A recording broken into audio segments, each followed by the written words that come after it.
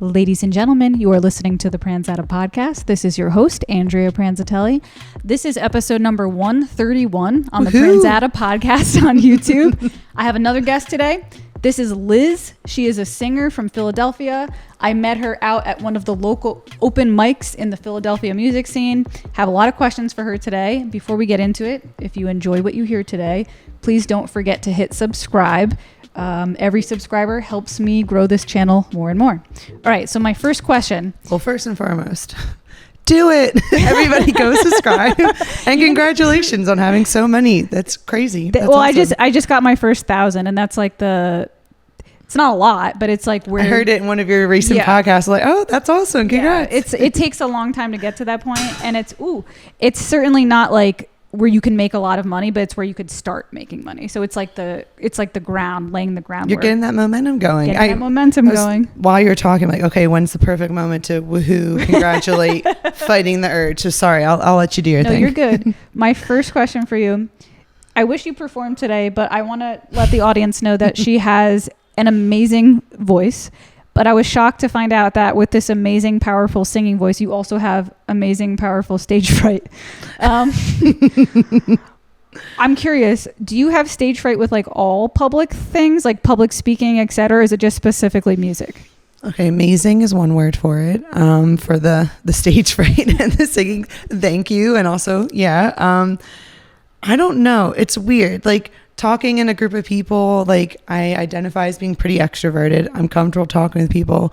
If I had to present for something, if I feel confident in it, pretty good. Music is definitely the biggest form that I had stage fright on. But anything, if there's something new or a big group of people, if I were to just have to present all of a sudden, yes, there would be a big amount of anxiety that I have to work through and get myself prepared for sure. How do you prepare for the stage fright with music? Like, is it getting any better, or do you just feel it every single time? So honestly, the best way I can describe it is exposure therapy. So I'm also somebody who has OCD, and we can get into that or not get into it. Up to you, choose your adventure. But it's an important part of how I approach any form of anxiety that I have in any way it manifests. And stage fright is a really big one and more obvious one that anyone can see, and making myself do it. And that sounds so dumb and simple, but literally just making myself, like, I had a buddy system. Like, I went with a friend for that first open mic I went to however many months ago, and have somebody that were like, okay, I already told someone else I'm going. Now I'm tired of this person. I have to do it. I said I'd sign up.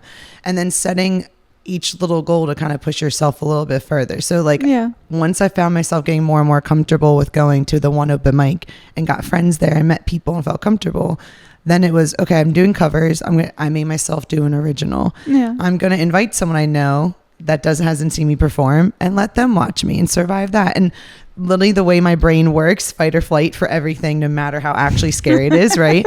So it's a flight or fight response of going, okay, you survived that. Now I'm going to gently get myself to do the next thing. And then with this open mic, I've gotten overall so much more comfortable. And then I made myself do some other ones to push myself out of that comfort zone.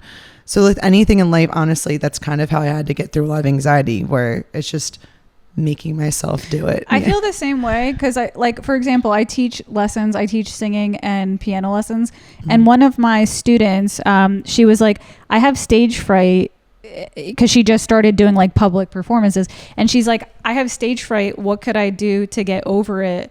And I was like trying to give her a good answer, because I'm like, this is a big question. And I thought about it, and I'm thinking about like my own life and how I can relate to her. And I'm like, honestly, it doesn't ever go away. You just get used to doing it.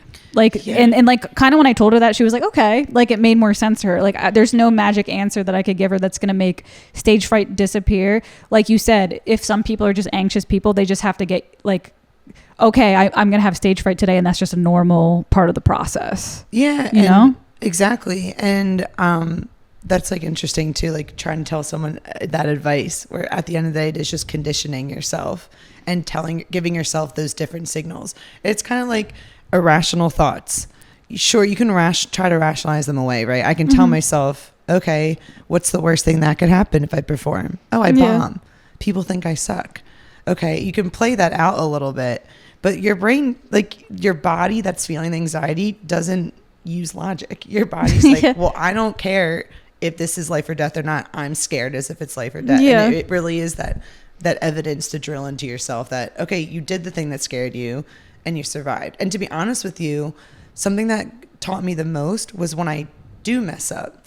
So this might shock everyone. I mess up a lot and still do it. And that was when I go, okay, it's not just that I performed and I did it perfectly and survived. It's no, you did it. You forgot a chord while you're playing guitar. You sang a note wrong. You forgot a word.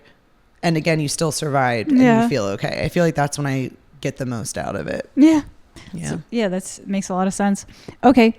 So my next topic, we actually just kind of threw this question on here because on the car ride here, I was like, let's save this for the podcast because this is ridiculous. So the word Jawn, I've only been hearing this word pop up this year. I've been seeing it on signs. I've been hearing people talk about it. And I'm like, has this word just been here forever? Or did I just figure this out now, like this year? What the hell is going on? So we were playing a little game in the car and we're like, let's save it for the podcast. The game is I try to figure out what the word Jawn means on the podcast. So first I'm going to tell you like the context in the ways I've heard it recently. Okay. So on the subway, I heard a girl, she was pointing out the window at a water tower and she goes, Ma, look at that water, Jawn. So that's like scenario one. I'm like, okay.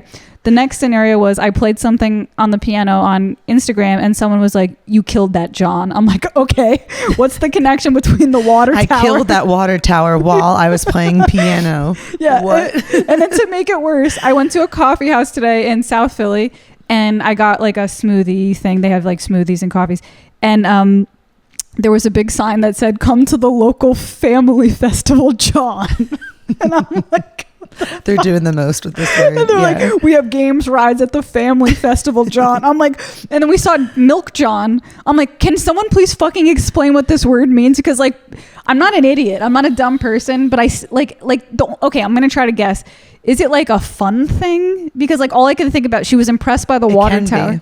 What is it? Oh, I'm so tempted to make the whole rest of this podcast just me trying to 20 questions where you guess a question about Jawn and I just say yes or no. But give me like one or two questions because this is fun. I don't even know like how you can ask it. Like you just have to say, is it like this? Or try to use it in a sentence. I want you to do it before you find out. But okay, so I heard it in a water tower. I heard it in a piano that apparently and an ice cream shop. I did well, an ice cream shop. So the only thing I'm getting, and a family festival. Mm-hmm. So the only thing I'm getting out of this is it's exciting because she was excited by the water tower. The guy liked my piano playing, and the family Jawn is presumably an exciting Jawn. Presumably, sure. And ice cream is fun. The Milk Jawn. So I think it means. And by the way, I want to tell the listeners, I've been purposely not Googling it because it's more fun to not know what it is. And it is Jawn for the listener's sake. So there's not anyone over there like, oh my God, she said Jown. No, Jawn. It means like you killed that, Jawn. Look at the water, Jawn.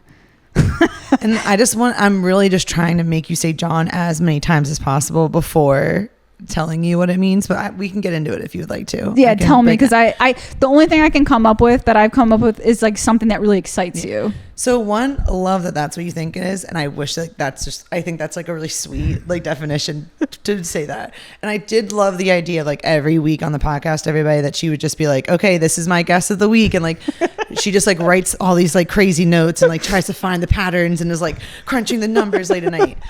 And I'm like, okay, you got a lot of things. Does it just mean anything you want it to mean? Kind of. So it's basically like thing.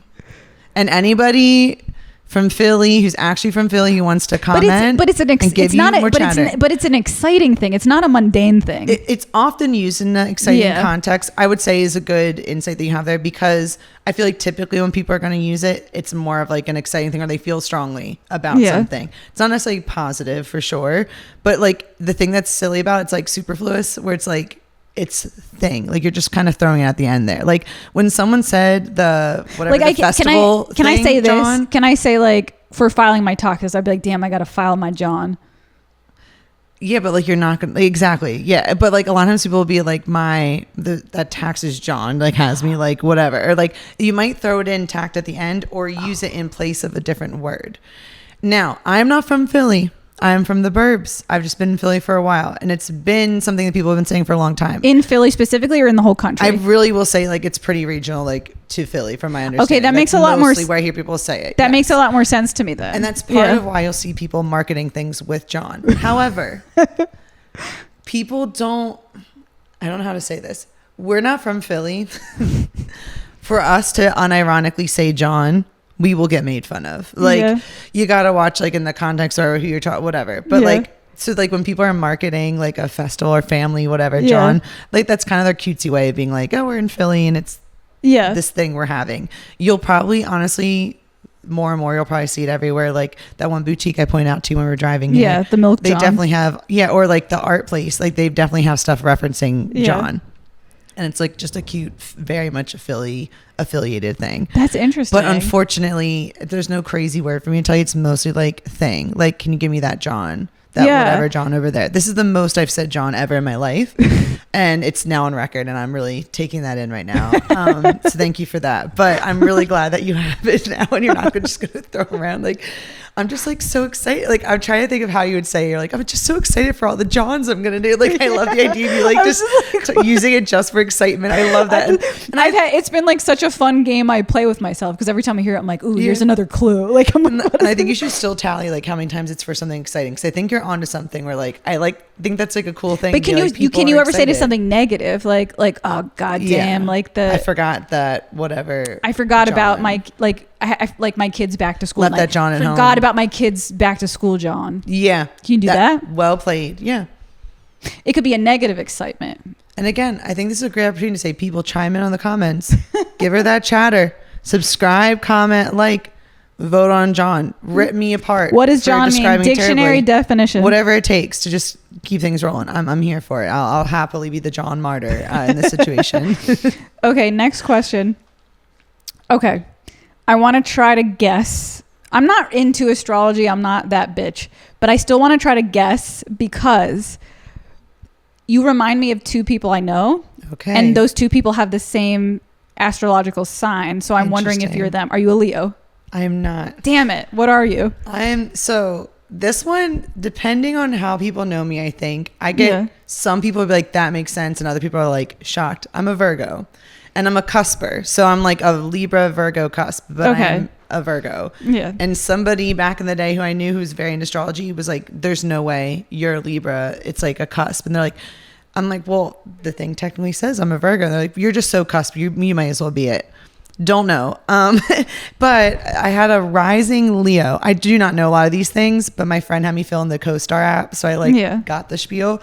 And so I think part of it is like, I forget which one that is, but I think I don't know if it's like how you present to people or just a part of you. But I have Leo energy. You have Leo energy because I'm talking, shout out to the listeners if you're listening. My friend Stephanie and my sister are both Leos. What you have in common with them, you're probably louder than them. I don't mean that in a mean way. You're louder than them. I mean, it is objective. It's just sound is an objective thing. Yeah. I'm objectively loud. What you have in common with them is that everybody loves you. People like line up for you. Oh my goodness. Okay. It's hard to even explain. It happens to my friend Stephanie. It happens to my sister. Like my sister was explaining, she's like, I'm so nice to everybody that like by the end of the day, I'm like exhausted from giving my nice vibes to people. Oh wow. I feel like you're like that too. Like you give so much love to people. Like at the open mics, I literally see people like waiting for you. Like they're like, can you get, like sometimes I feel that way. I'm like, can you stop talking or it's my turn for Liz? Like, and I see people like lining up. Oh my God. I see that for my friend Stephanie. Like I work with her and they'll be like, I remember one time I was like, ooh, it's my chance to talk to Stephanie. And like one of the clients was like waiting. She's like, oh, are you talking to Stephanie? And I'm like, damn. Oh my God. I didn't know I was coming here to get gassed up. Thanks. Yeah, no, but like I was like, she has to be a Leo because like that's my friend Stephanie and that's my sister. So I'm like, she must be a Leo, but maybe it's like the Leo energy. Apparently it, from my friends who know more about it. I'm not even that into this stuff, but like I just saw the connection. It's just like anything, kind of similar stuff we're talking on the way here. Like it's like anything where you can assign a different label to it, a meaning to. What do you think I would be? Find patterns in if we're guessing. I don't know enough to guess. That's the issue. Okay. So that's the thing. Like I know enough of like if people in my life, like my I still know all the traits, but like there'll be a couple of people, happen to be a bunch of Pisces in my lives. And so they'll tell me, I'll pick up dribs and drabs of what people tell me. Yeah. What are you? So I'm a Gemini. Whenever I tell people that, they're like, oh shit. Like, so Geminis. What people say that means to you then? So Geminis are known for having multiple personalities, but that's not what it is. Yes, I do. But different facets to yourself? Like, I can assimilate to many different cultures. Okay. So like I can pick up languages quickly. Oh, interesting. If I'm hanging around a quiet person, I can like respect that and be quiet. You can match someone's energy. I can match someone's energy. And I think people think that means I have like, people hear like Gemini, they've got multiple personalities. It's like, no, they can just like jump into different scenarios and fit in wherever they go. And they're multi-creative. So I'm like, podcasting. I actually thought you might be a Gemini too, because you told me you were a jack of all trades. And I'm like, master she has is an important part to add there. jack of all trades, master of none. I'm like, that's a Gemini thing too, because it's like that multiple personality. Like, I'm gonna try this. I'm gonna try this. I'm gonna try this. You know. And I'm not even necessarily asking about like Geminis in general, but for yourself, like, do you find that you have like a primary, or do you feel like you're all of them at once? Do you feel like sometimes you're more one than other? Like, do you get lost sometimes of like which part is quote the real you, or is it just all you and you like having all these different little parts you come in and out of? I would say weirdly enough, my biggest personality trait is I'm mostly introverted, which is like hard, like, cause I do podcasting. So I feel like that's probably hard to believe, but like, I really value my alone time and like my solitude. And like, I'm like a thinker. That's why like, I like to write all these questions. So I kind of just like sit by myself and think like that's what I like to do the best.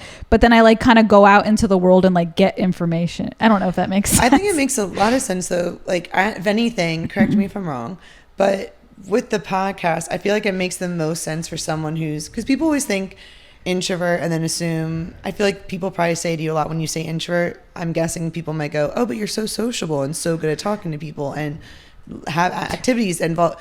But like my brain is, okay, you have all these interests and all these thoughts. That's like, you're almost having a one-way conversation in your brain that you want to get out there and talk to other people. Okay, this is going to make me sound crazy, but I talk to myself all day. I'm not surprised. And do you do that too?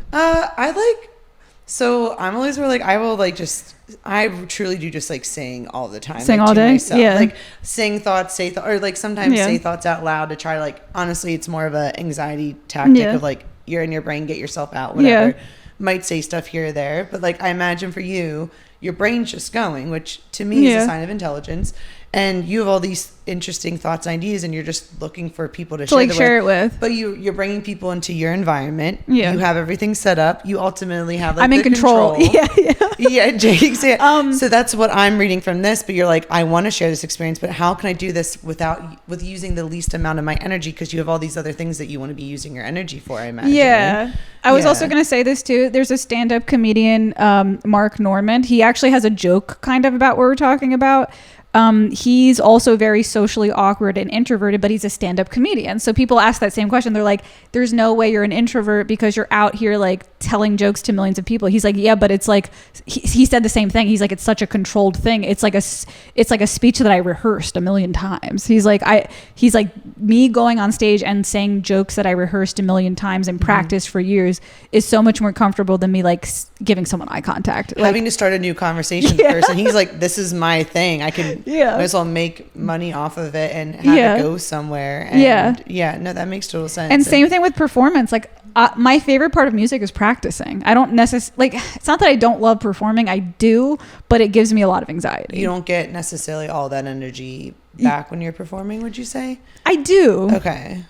It's not that I don't, because like once it's over, there's that high that you get afterwards. I know that feeling. Yeah, but well, now I'm like debating my own. It could be both, right? Like, I guess what I'll say, you're right, but I guess what I'll say is like there's some intimate moments with practicing. That's when you really focus on practicing. There's like some intimate moments that's really special, I think.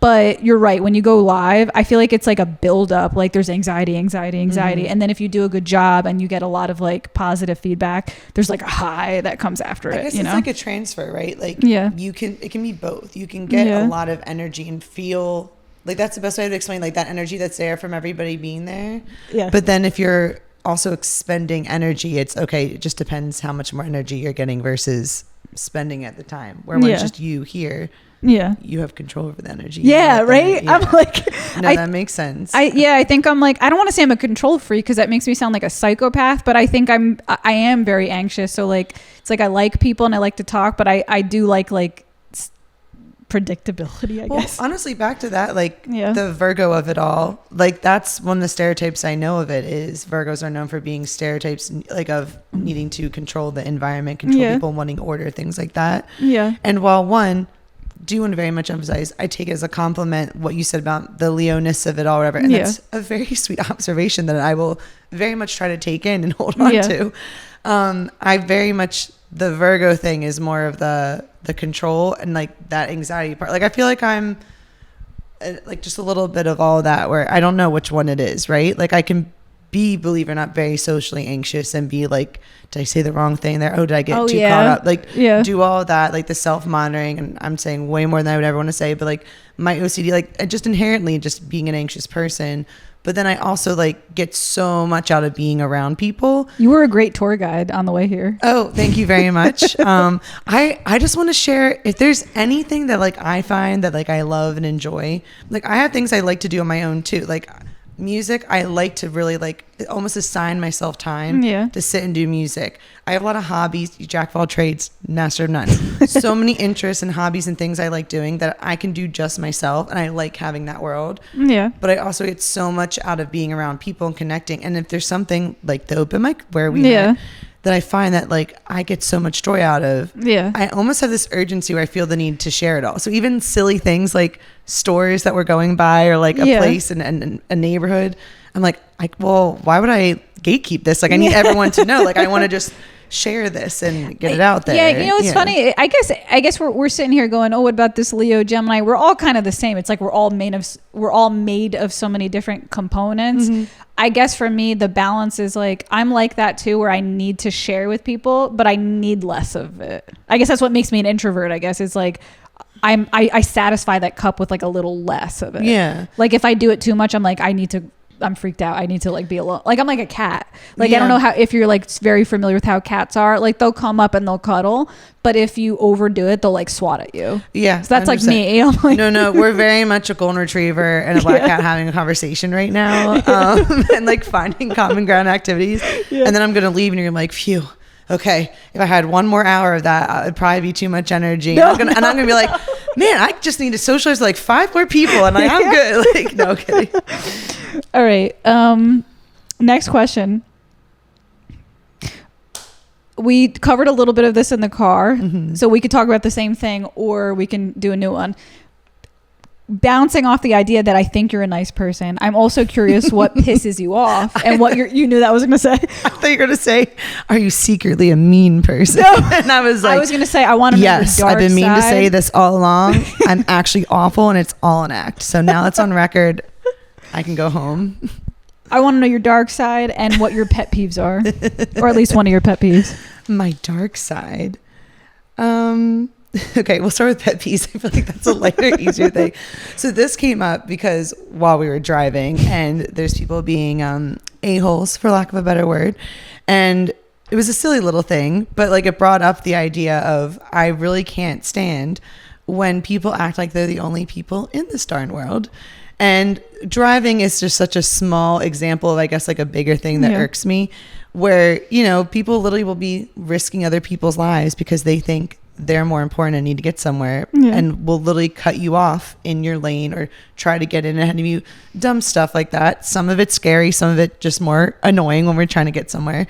And it taps into this like almost anger inside of me of just people acting like we're not all just trying to get through this life on our own and together, and you don't need to be friends with everybody, and I don't feel the need for everybody to like me and to have everyone in my life, but to recognize like human to human, hey, we're all just trying to get by. Could we maybe, if you're not going to go out of your way to make it easier for someone, can you at least not make energy to make make it harder? I guess would be a big thing.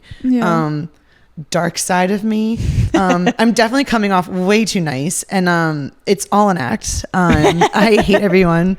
No, but like, I mean, I can be a very judgy person for sure. Like when it comes to like striving to like wanting to be a good person, wanting to be better, and wanting to reach out to people, And then when people don't meet the mark of where you want them to be, used to be something for sure, the Virgo and me, if you want to call it that, if you want to keep the theme going, might come from needing control and wanting things to be right and the way they should be. I've come off of that a lot, I think.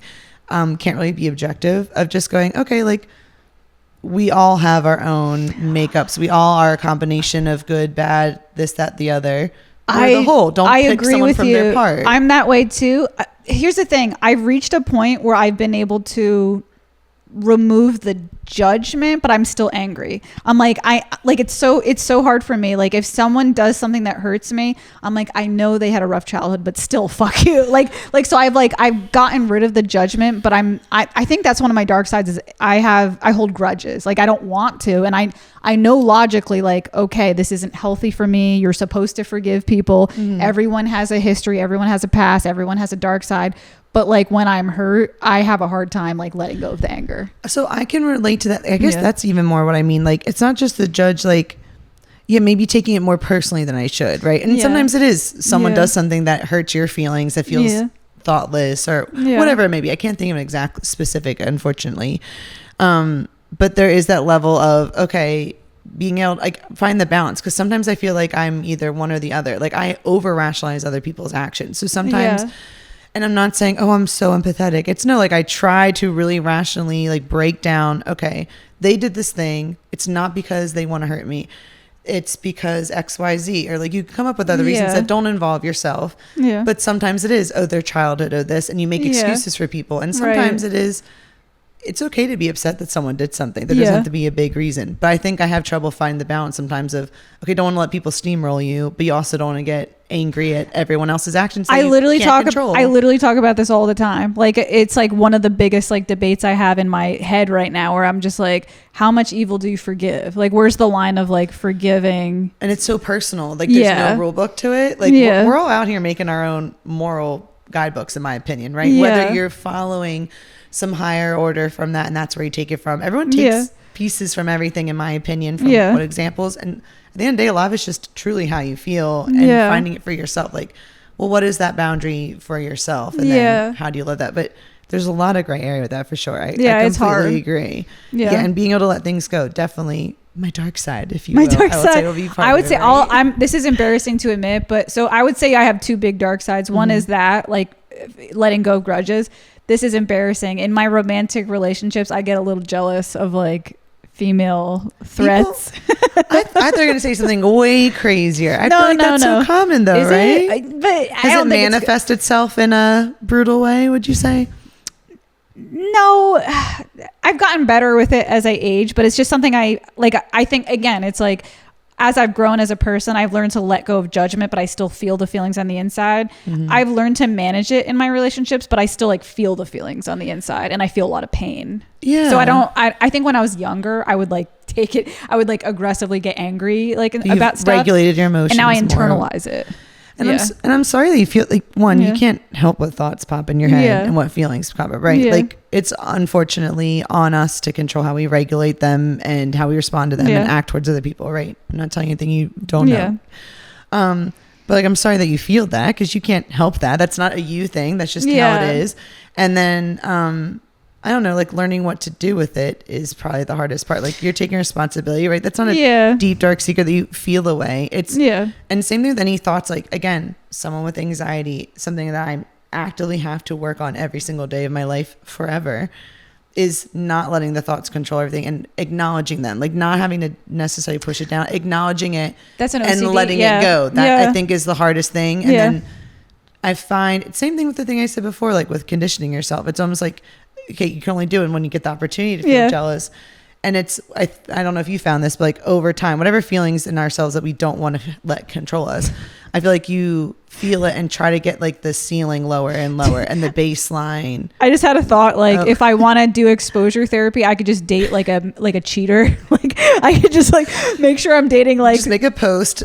Who are the worst people out there? Here's my number. Hit me up and just date a bunch of scumbags. And I don't think we should go there. No, I think the way it manifests in my relationships now is like I said, I feel it internally, and it also develops like trust issues. Like I'll be like, okay, like a scenario that it could be, I'm dating, I'm single right now, but like from the past, I'm dating a guy. He has a female coworker. I noticed they text a little bit. So in my head, it's like, oh, is my intuition, like, I think this is an OCD thing. When you start working through OCD, you start to like not know what's your intuition and not know what's your anxiety. I'll be like, I'm having this anxiety about this person. They're texting a little bit much. Am I being crazy? I text guy friends all the time. Or is there something going on? Versus anxiety. Gut feeling versus anxiety Will be hard for us forever, for our whole lives. Yeah.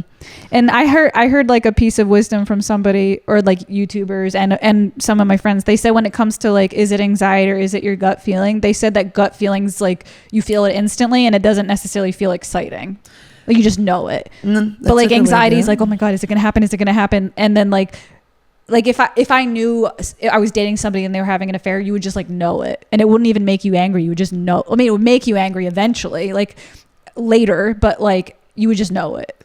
Yeah. Yeah. No, that's a good point. It just feels like a truth. It's recognized, not a pervasive thought process manifesting in this all these different ways. And I also think sometimes like and this doesn't like necessarily apply to everyone, but like with like gut feelings or a truth that's just like in you that you just know, I feel like whoever you tell that to is a reflection of like what you're actual thinking, if that makes sense. So like if you have something in your heart that you're like, I think that I should do X, Y, Z, or like everyone has that friend where you're like, you know what, I know the right thing I'm supposed to do in this situation. I don't want to do it. I'm not telling that friend because I know they're going to give me the sage wisdom. I know they're going to be honest, right? I feel like it's that. Like if you think about, if I tell this person, what are they going to say? That like take it outside of yourself, or I really think that's a thing. Like I know people. I'll be honest. I'm that friend to some people. I have a brother where like he says, "Okay, I'm gonna just level with you," and he puts it out there because he's like, I know if I say it, I'm ready to hear whatever the truth is that you're gonna tell me. Like, so I think it's a thing where in your gut, what is the thing that's actually the truth that person's gonna hear, if that makes sense. That's funny. Like literally my next question after this is like perfectly segues into that. So I'm going to ask it. How are you with confrontation? If somebody's doing something that bothers you, like, your partner or a really close friend or a family member that like, bringing it up could cause tension in the relationship. Are you brave and bold to like tell someone like, hey, this has been bothering me? I have a question for that question. Sure. Who's close to me told you to ask me that question? Because that's like, I'm so bad at that. You're bad at that? I've gotten way better. It's a lot of these questions are hard where I'm like, okay. I thought you were going to be brave at it. Because like what you just said, you're like, I'm the person to tell you. So if there's something, and again, I'm not, all these questions in general, I feel like are tricky for me because it's like, well, who's me? What I think I naturally am in my default settings, or who I've actively become or tried to be, right? Yeah. So my factory default settings, hate confrontation, in the sense of if it's standing up for something I believe in that's correct, or if it's defending someone I care about, or it's someone wants to know the truth from me and they're asking me, I will give it. Like I believe in honesty, etc. But if I feel hurt by somebody, my feelings are hurt, if I feel like I've been wronged in some way, it takes a lot for me, even if it's like a smaller thing, it really takes a lot for me to work myself up to let somebody know. Yeah. And it's something I really try to work on. And part of it is kind of similar to what we were talking to earlier, where you're in your brain, you're like, well, is this actually something that I should feel upset about? Or am I making it up in my head? Is this my OCD telling me this person did this? Or, you know what I mean? And finding that in between of like, okay, what actually happened? So I'll let it sit to see if it feels real, if it is pervasive. And then I go, okay, this isn't going away. This is in that gut feeling. Yeah. I have to say it, or I'm being dishonest to this person. I have to give them an opportunity to make it right to me. I owe it to myself. But I find it, what about you? Like, I find it difficult. I hate doing it, but one of my, like, as I'm growing and becoming, like you said, not in my factory default settings, because the ones that are already there weren't good.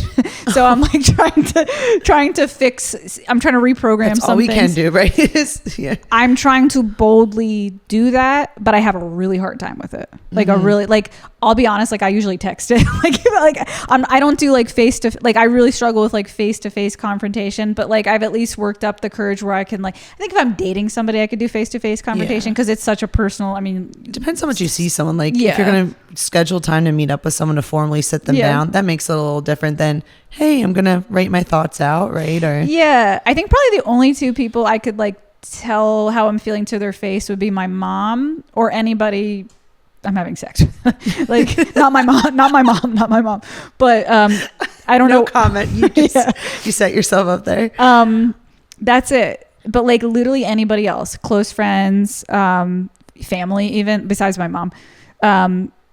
I feel bad, but I feel like the reason I feel comfortable with my mom is because like she'll take anything, and I feel like that's a horrible thing to say, but my mom she has an unconditional love for me, like no matter what I say or do. I think that makes total sense.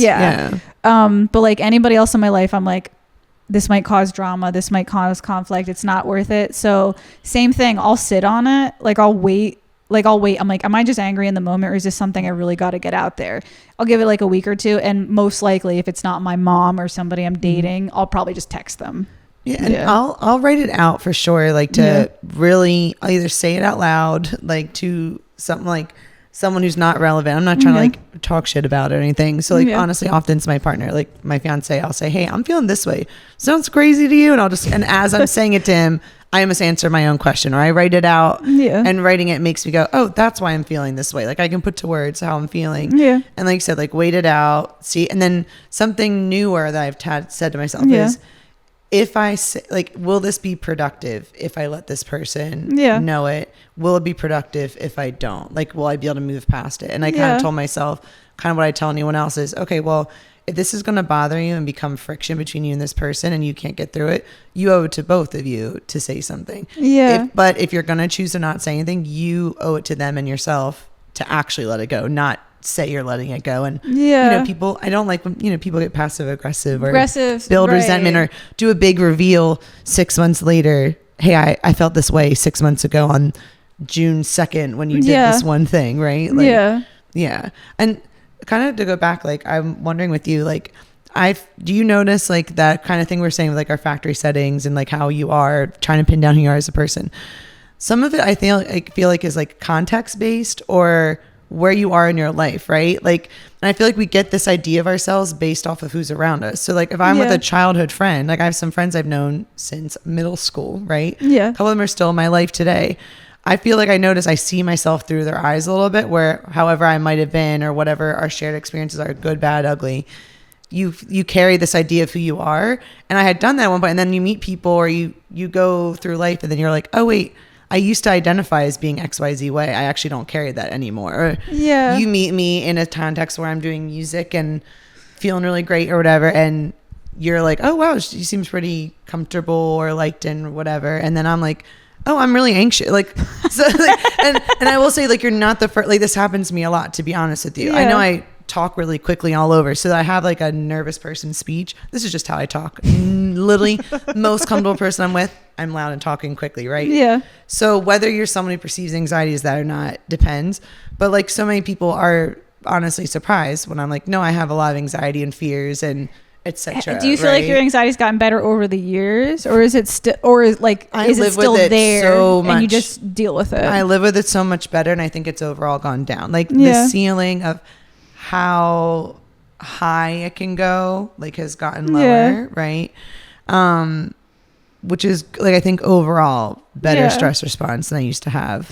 What are some of the gifts of being anxious? Like, do you have any pros, like, that you're like, hey, this sucks, but...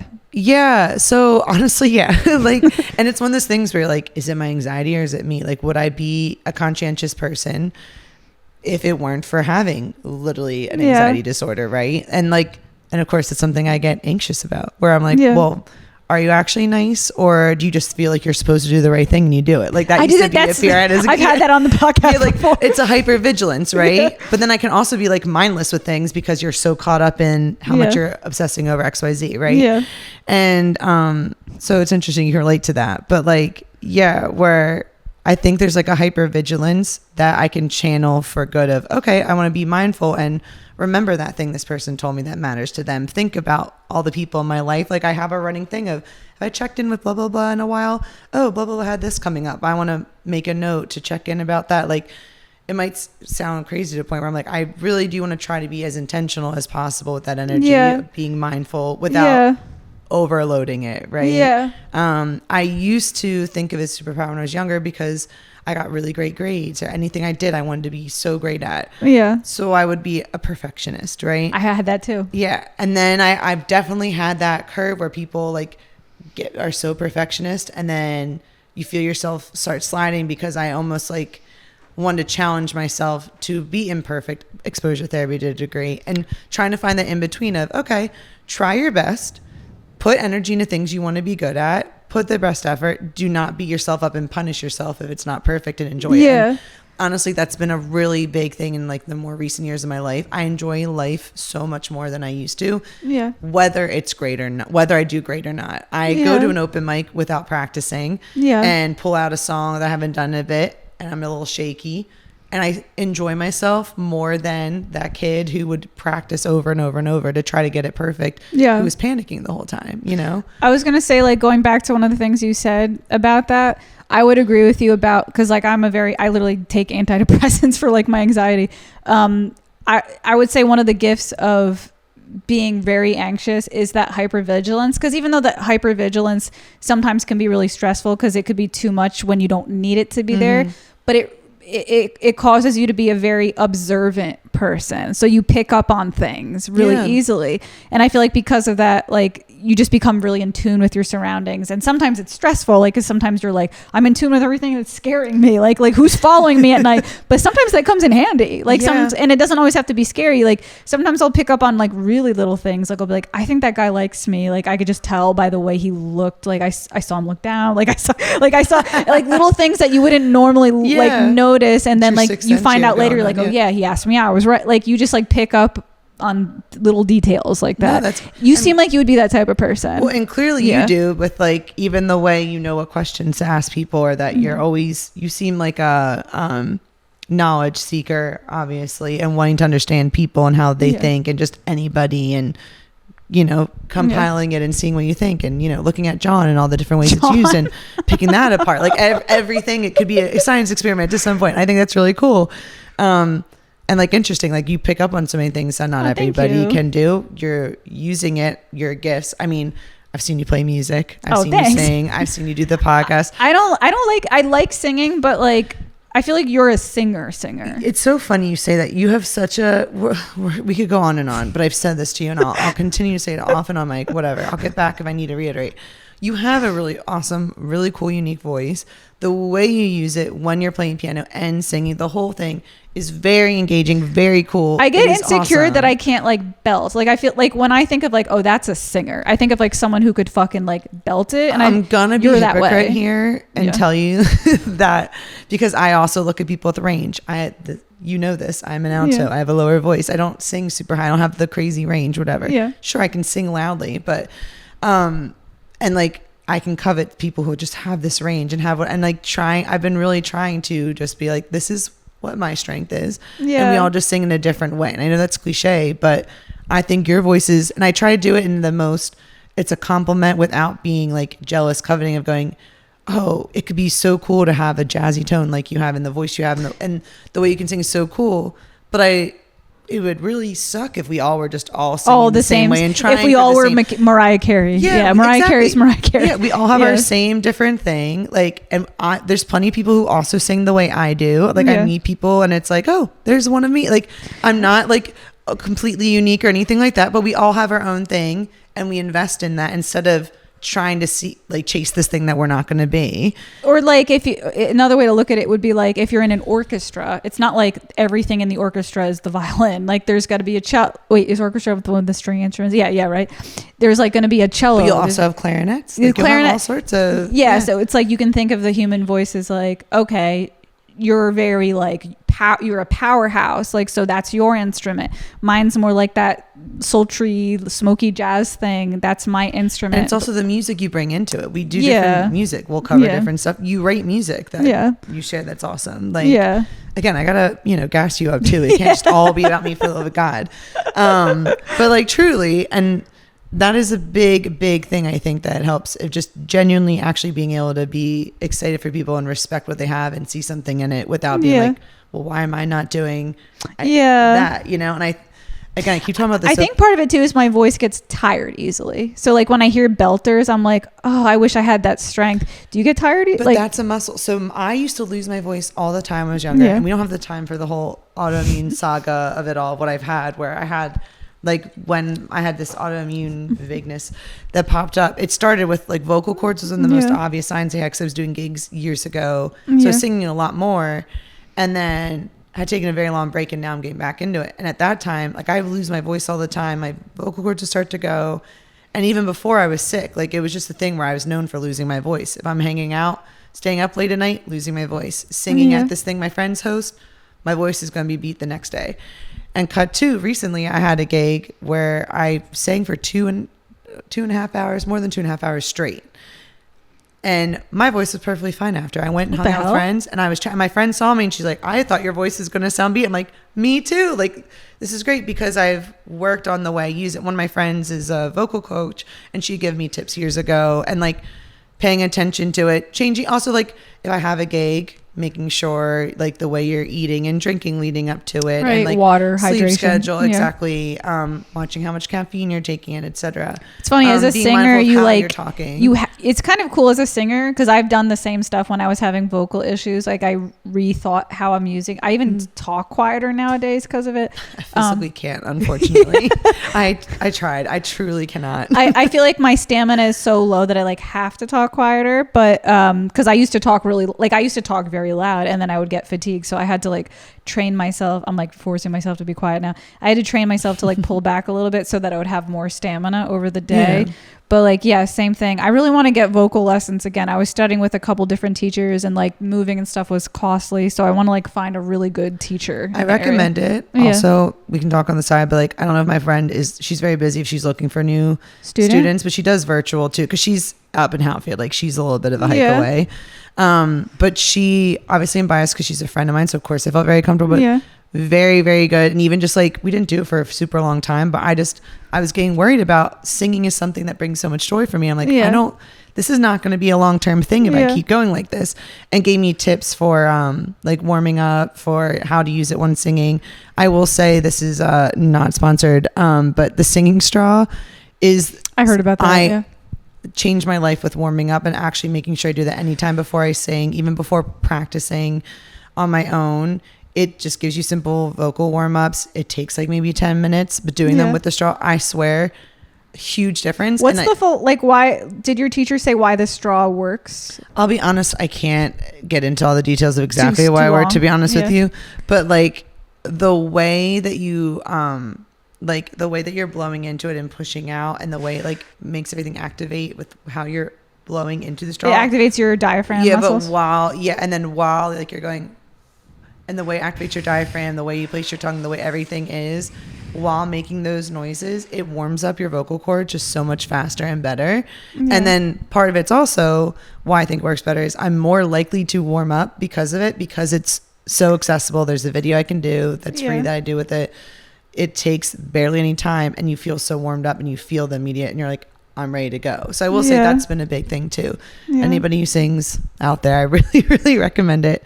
But getting some like lessons of just, because I had said something to my friend about that, and they're like, well, what do you mean you sing? I said, yeah, but no one ever formally taught me how to. I just use my voice. I don't want to abuse this thing that I really appreciate. That's what voice lessons is really about. Like, you can be, well, there's some people who like don't know how to hit notes, and they need help with all that. But if you're someone who already knows how to hit notes and whatnot, singing lessons is like about how to like keep the health of your voice. Yeah, and I also want to try to get some sort of range added on to things too, which it is nice to have a little bit more wiggle room of what you can do. Oh shit.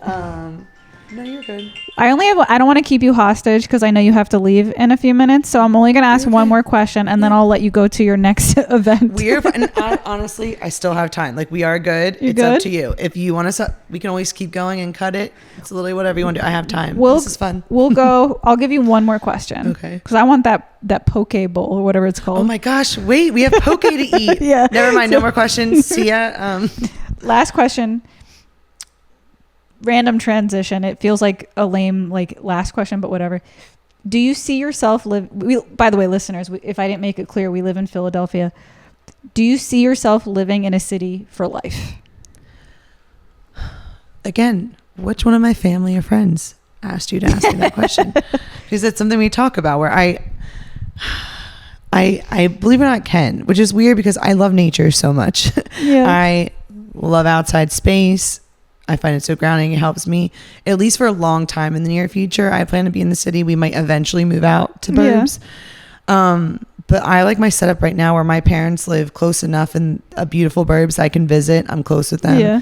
And I live in the city. I feel like I have the best of both worlds right now. Mm-hmm. We want to get a bigger place that has like a bit of a yard outside setup, like have a little bit more access to that. But to be honest with you, I really do like living in the city. And you might be able to get like a city, like I know some of the houses in the city, like if it's a little closer to the suburbs, you can get a little backyard. Like move it like a little bit out of the way, but not too far. It's kind of what I'm thinking long term. But again, I'm so subject to change and I'm very aware of that. Talk to me in 5 years. I'm gonna be like, I'm so sick of this. Burbs. Would you ever pop to a new city or would you Philly all the way? I like the idea of trying out a new city. Like I know it might seem like it's something I'm weirdly self-conscious of, like keeping my world too small, where I'm like, well, I grew up in the burbs not too far away. Now I live in Philly and I really like Philly. But I like having access to traveling to a lot of places, and I like what I have access to, like the beach where I am. Yeah. My parents are just so close to me and my parents are going to stay here forever. Right. The friends we have, all these things, but having access to the airport and traveling all over. Yeah. But I do like the idea of exploring the idea of down the line. I don't plan on having kids, so thankfully I feel a little bit more open of, well, I can kind of just get up and move to another city if I want to. I work remotely, right? What other cities would you like? What would be an interesting one to you? I'm not sure. That's part of my problem is I'll visit a city and really like parts of it, right? And then go, oh, but I like to visit, or oh, but I have that in Philly and it's cheaper, or I have, you know what I mean? There's two that I have on my radar. I was going to ask if I feel like you have something in mind. Austin, Texas would be one, and then it's Boulder, Colorado. There's something. I was dating a guy once Boulder that and like Denver. I hear he talked about moving to Colorado at one point, and I was like, I'm down. Like I want to live in a city, so I don't care like where it is. And it was his idea. We broke up, but then like the idea got in my head, and because I thought we might move there one day, I was like looking up stuff about it, and I actually like liked the stuff I was looking up. It seems like a really cool combination of being able to have city and nature, and their nature is just like so beautiful. My thing is I do not do well with the cold in the winter time. It's not good for my physical issues I have with like my autoimmune nonsense, and also my mentals do not love winter time. Dude, for me it's crazy because I used to be that way for my whole life.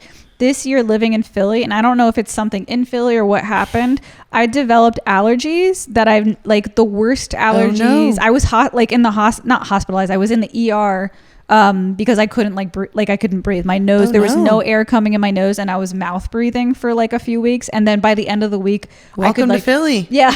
That allergy, Jawn. Yeah. That allergy, Jawn. I could barely get like air in my face at all, and I was like lightheaded and dizzy and thought I was going to pass out, so I went to the hospital, and they're like, oh yeah, this is just like really bad allergies.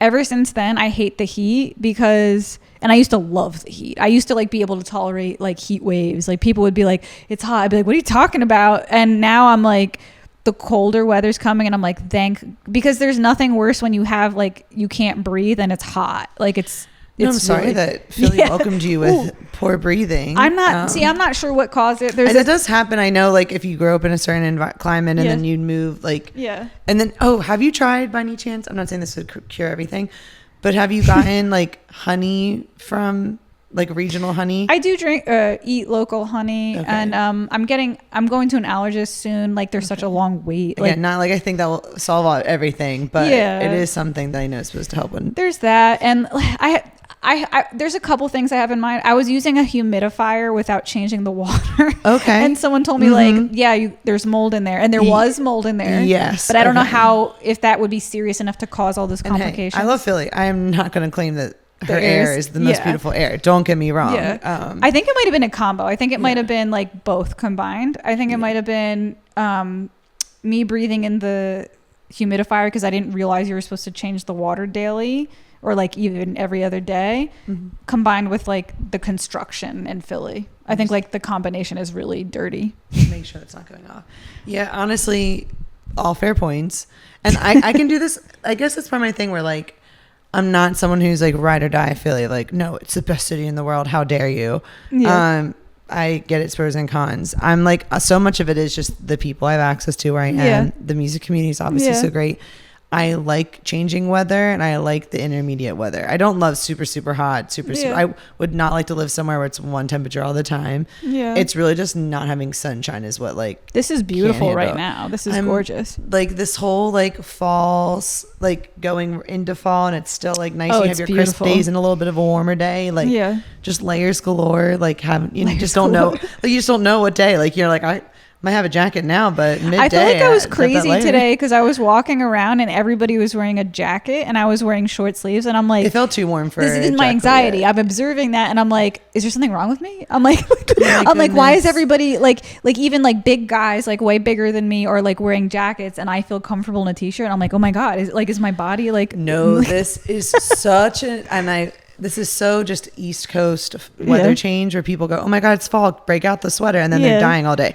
So those people, in case you wanted to know, I know what they're thinking. They're going around going, oh man, should have dressed like her. I am dying. I'm going around going like, sweating. Like I'm having like an internal crisis. I'm like, is there something wrong with my body? Yeah, they're probably like, why does that girl look so upset? She dressed perfect. Why does she look like she's having a mentee bee? I'm the one sweating over here because I jumped the gun and threw a jacket on. Like, no, this time of year, I'm always like, I do the step out and I'm like, okay, I have the long sleeve here, but I have a tank top at the ready at all times. That's what I mean, like layers. I'm like, okay. Do you have any other layers today or just these two? I just have the tank and then like a loose sweater on top. And even this, I'm like, I kind of run warm. I'm like, I could take this off. Like, it's just, I like a little bit of a crisper fall. So also, I have my comfy I don't. Did I open my windows? I thought I opened my windows. I thought that I turned the AC off and had my windows open, but I might actually have the AC on. I feel perfectly comfortable. Is it so good? Whatever you're doing, keep it up. It's doing great.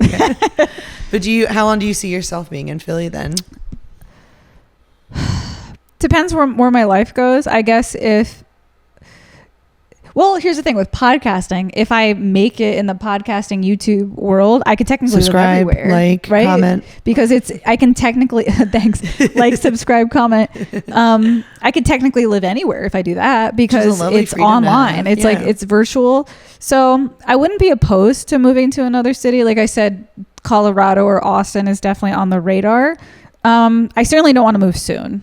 I just want to say that because I've moved a lot of times in my life and it's caused a lot of problems, like settling down, moving. I mean, like, that's a lot. I think I moved like 10 times in my life. So I definitely at least want to stay here for like at least 5 years. And give South Philly a try, of course. Right? And give South Philly, or at least visit there because it looks really fun. It's not that far away. Philly's so small. Yeah. There's all these different areas that you can bop around to. Yeah. Yeah. I don't know. Like if I'm doing music stuff here, if like I don't know, but I was going to say if my band makes it, but then again, if your band makes it, you could tour and then live anywhere. So right now I don't plan to leave Philly, but I'm open to any possibilities in the future. Cool. Yeah.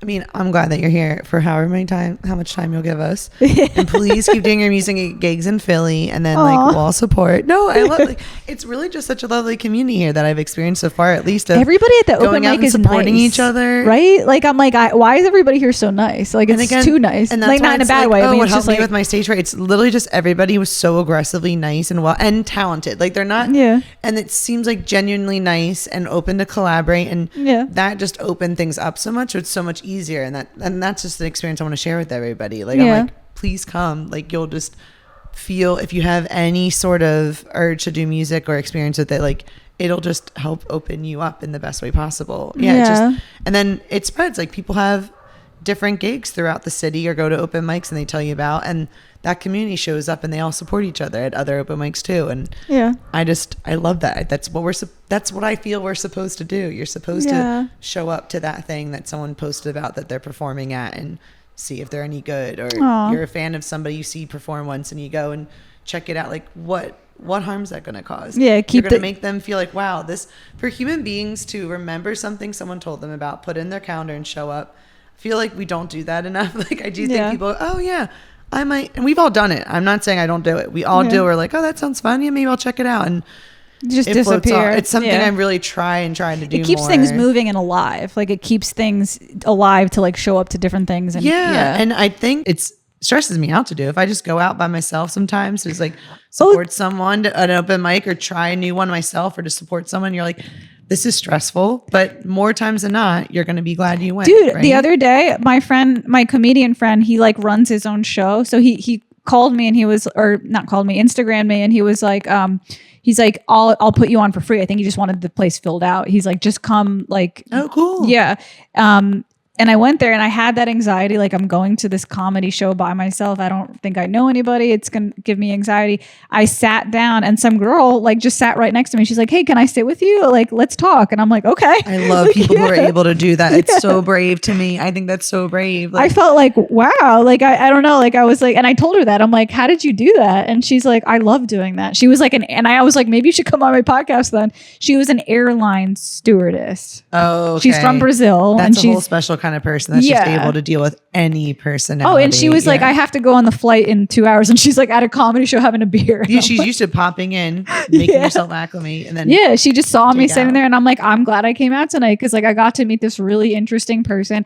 I got to saw some comedians perform that like I never met before, and they were hilarious. So now I like followed them on Instagram, and you're right, it's just like, what did I want to do? Like the introvert in me wanted to stay in bed and like cuddle with my cats and watch YouTube videos. And to be clear, that is a perfectly fine way to spend a night. Like I also love my nights of, and we've talked about this, don't do it enough and try to do more, where you cozy up, you like just mindlessly watch TV, or you do a craft, or you do music or whatever on your own, and you have that night, and it's knowing, okay, is it an anxiety thing making me feel like I don't want to go out, or is it actually I don't? Because I also totally respect introverts wanting to do their thing at home and not like, I understand that even though I can't feel the same way, that like it's crazy to introverts that I get energy from other people, and then I'm like, and I still get tired. Like if I do too much, I'm like, oh no, I'm not as in tune with my social battery that needs to get recharged, and I get overwhelmed sometimes with how much. But there's other times like I'm going to leave this interaction of you and I just hanging out chatting.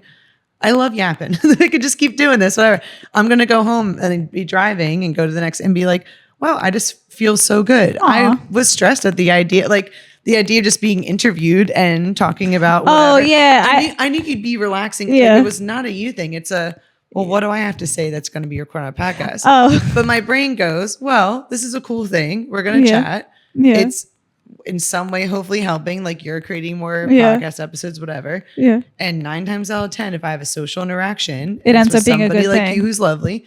I get in my car and I start driving. I go, wow, what a lovely interaction that I wouldn't have had if I hadn't said yes to doing it. Yeah. You know what I mean? Like I was going to say too, like what you said before about like the balance of introverts.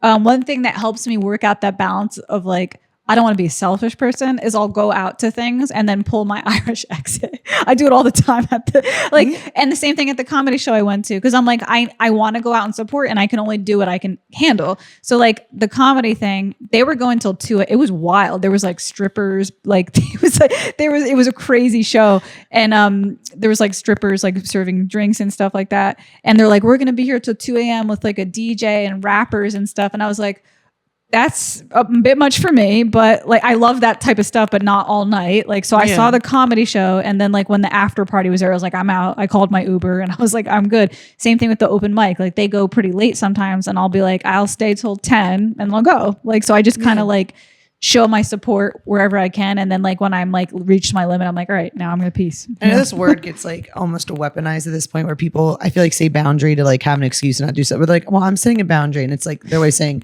I just don't want to do it, but I'm going to go forth and use it anyways. I feel like that's a good boundary for you to set for yourself of like, it doesn't have to be all or nothing. You don't need to meet someone's energy exactly where it is and do all X. It's like, okay, pick and choose, use your energy sparingly, respect your energy. Yeah. And then you still showed up and went to this thing that probably meant a lot. It's really cool that room gets filled for those people performing. You go, you got something out of it. That's great. Mutually beneficial. And then you don't need to push it. Sometimes I feel like people push themselves to the point of going, okay, well now that was a little too much. And then you won't go out for like a month. Yeah. And then maybe you won't do that again. Or you won't. It's like better, I think, to show up as a consistent, reliable human than someone who really shows up once a year or something. Yeah. Right. Like, not only that, but I noticed like the other people like me who did it too. Like, cause they made it clear at that comedy show, they're like, we're here till 2 a.m. And then like when the comedians were done, they're like, okay, time to transition. I saw like 10 people just leave. And I'm like, okay, I'm leaving with them, you know? Yeah. No, that makes sense. You guys all look at each other like my people. Like, oh, they were like old people. They were like the comedians' elderly parents that came to watch. And I'm like, I'm with them. Like, I don't care what anyone says. Do you know what? I respect that. They should take a moment to be like, okay, introverts, elderly, you may take your moment. We'll give you 2 minutes. Everyone be cool. Let's not make a thing about it and then just move on and do our thing. I can't do an Irish accent to save my life. This probably won't shock you. I love them. It will not shock you probably that I do. I joke. I'm like, I guess it's the Italian accent in me because you keep everybody there longer. Yeah. I'm like, like where I'm like, oh, you said you want to lead, like you're trying to make your Irish accent. You should smile and wave to me from 10 feet because I'll go, oh my God, you just, and like find some, like I'll accidentally hold you hostage and it will not be purposeful. It is. I got that from my mom. That's Italian semi, so I joke. That's Are you 100% Italian? No, that's the thing is I'm 27% as it turns out. So can't even claim it. But I just joke like I get it from the Italian side of my family. So that's what it is. Yeah. Whatever. I'm actually insanely Irish, funny enough, but can't make an Irish accent to save my life. I'm also Leo Virgo. So hey, who knows? I'm just a fraud. But it is like, no, we have to say goodbye to everybody. And then you got to make sure you remind them how great they did at, the open mic or whatever event. And talk about the next time you guys are hanging out and what you wanted. And next thing you know, you've been saying goodbye for an hour. And like, so I'm trying to get better at goodbye, everybody. Like it's an announced goodbye, but it's like as you're walking out the door. But I still you're like a politician, like making your rounds. Yeah, no, it's still like and it's not like everyone's like, no, we're devastated, we didn't get to say goodbye. No, it's for me. I like saying goodbye to everybody. Maybe before when I said that, like when I said, oh, everybody's waiting in line for you, maybe you're waiting. I'm just going to everybody. Yeah. All right. With that being said, with the goodbyes being said, speaking of goodbyes, you have to go somewhere, and we have poke bowls to eat. So with that being said, this is the end of the podcast, Pranzata Podcast, episode 131. That was Liz, everybody. Liz, the vocalist from Philadelphia. If you enjoyed what you heard today, hit subscribe, like, share, comment, all the good stuff. Have a good night, guys. Bye. Thank you so much. Have a good one.